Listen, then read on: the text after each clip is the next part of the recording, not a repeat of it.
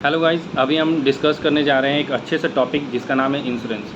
Policy holder जब insurance लेने जाता है तो सोचता है किस टाइप का इंश्योरेंस ले जो हमारे फैमिली के लिए और मेरे लिए बेहतर हो। तो आज मैं 4 तरह के इंश्योरेंस पे पहले बात करने जा रहा हूँ, जिसका सबसे पहला है टर्म इंश्योरेंस, दूसरा है एंडोमेंट एंड तीसरा है यूलिप, चौथा है होल लाइफ इंश्योरेंस। ठीक है, तो सबसे पहले मैं बात करने जा रहा हूँ आपका टर्म इंश्योरेंस पे। टर्म इंश्योरेंस में क्या होता है पहले ये समझिए। टर्म इंश्योरेंस में क्या होता है कि जो हमारा डेथ को कवर करता है, डेथ को कवर करता है इन द सेंस जब हमारी डेथ होगी, मींस पॉलिसी होल्डर का जब डेथ होगी तो वो जो प्रीमियम पे कर रहे थे, जितना सम एस्यूर्ड जो बताया गया था वो आपको फैमिली मेम्बर को मिलेगा, जिनका नाम किस चीज़ में रहेगा, नॉमिनी के रूप में रहेगा। अब आती है बात कि सम एस्यूर्ड क्या होता है। सम एस्यूर्ड क्या होती है कि जो हम लोग इंश्योरेंस लेने जाती हैं तो वहाँ पे बताया जाता है कि आप इतना का इंश्योरेंस पे कीजिएगा तो आपको इतना अंत में पैसा मिलेगा आपका नॉमिनी को या फिर आपके फैमिली मेम्बर को। ठीक है, तो वो सम एस्यूर्ड होता है। सम एस्यूर्ड जो होती है ये टर्म इंश्योरेंस में तभी मिलती है जब पॉलिसी होल्डर का डेथ होता है। तो कहने का मतलब कि टर्म इंश्योरेंस में जब पॉलिसी होल्डर का डेथ होता है तभी आपको मिल सकता है क्या, आपके फैमिली को सम एस्यूर्ड, अदरवाइज आपके फैमिली को सम एस्यूर्ड नहीं मिलेगा। ठीक है, आपके जीते जी सम एस्यूर्ड नहीं मिल सकता आपके फैमिली। टर्म इंश्योरेंस की बात की जाए तो सेकंड वन आता है आपका इंडोमेंट।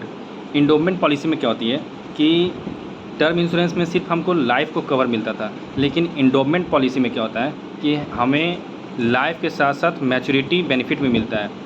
अब हम बताते हैं कि क्या मतलब होता है कि जैसे अगर अनफॉर्चुनेट इवेंट होता है, जैसे पॉलिसी होल्डर का अगर बाई चांस डेथ हो जाता है तो उस समय तो लाइफ डेथ हो जाती है तो क्या होती थी कि फैमिली मेम्बर को पैसा मिलता था सम एस्यूर्ड। बट अगर वो उसका डेथ नहीं होता है और प्रीमियम पे कर रहा है और वो जितने साल के लिए प्रीमियम लिया था उतने साल तक वो जी जाता है, फॉर एग्जांपल जैसे 100 साल के लिए लिया या 80 साल के, तो 80 साल तक उसका अगर अनफॉर्चुनेट डेथ नहीं फॉर्चुनेटली उसका डेथ नहीं होती है तो उसे प्रीमियम जो देता था उस प्रीमियम का कोई यूज़ तो रहा नहीं।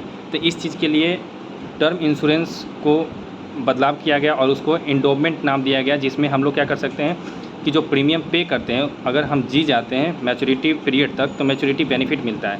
इट मीन्स कहने का मतलब यही है कि एंडोमेंट पॉलिसी में हमें मैच्योरिटी बेनिफिट भी मिलती है प्लस लाइफ का भी कवर मिलता है। लाइफ अगर हमारी अगर पॉलिसी होल्डर की डेथ होती है तो वो आपको फैमिली को मिलेगी सम एस्यूर्ड, और अगर पॉलिसी होल्डर कवर कर लेती है मैच्योरिटी पीरियड को तो उन्हें मैच्योरिटी मिलती है। ठीक है, एंडोमेंट में जो मैच्योरिटी बेनिफिट दे रहा है वो देने के पीछे रीज़न क्या है कि उसमें जो होता है टर्म इंश्योरेंस से इसमें प्रीमियम जो है जो ज़्यादा लगता है।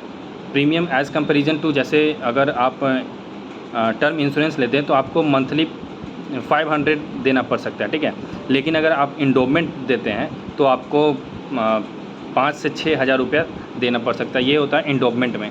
तो यही एंडोमेंट और टर्म इंश्योरेंस में डिफरेंस है। अगर आप गरीब लोग हैं या फिर आपके पास पैसे ज़्यादा नहीं हैं तो आप टर्म इंश्योरेंस ले सकते हैं। अगर आपके पास पैसे हैं तो आप और आप चाहते हैं कि हमारा डेथ कवर भी हो और डेथ ना हो तो मैच्योरिटी बेनिफिट मिले तो आप एंडोमेंट पॉलिसी भी ले सकते हैं।